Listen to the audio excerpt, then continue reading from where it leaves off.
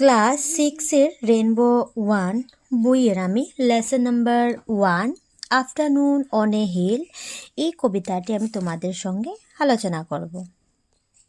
তাহলে আমি প্রথম কবিতাটি পড়ে শোনাচ্ছি।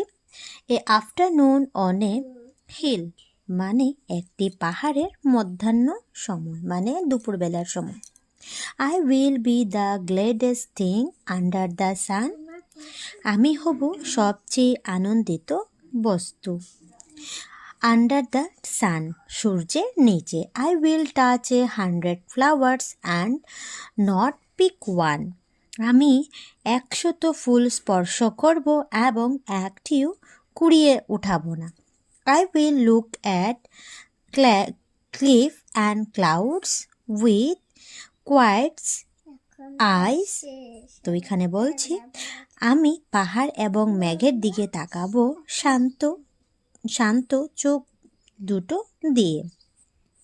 ওয়াজ the wind blow down the grass and the grass rise, তাহলে বাতাসের ধারা গাছগুলোকে নত করাতে থাকবো এবং আবার গাছগুলোকে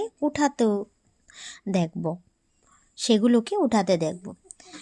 and when lights begin to show up from the town I will mark, তাহলে এটা বলছে যে এবং যখন আলো দেখা যাবে শহর থেকে, I will mark which must be mine and then start down, চিহ্নিত করব যা আমার হতে পারে এবং তারপর নিচে যেতে শুরু করব।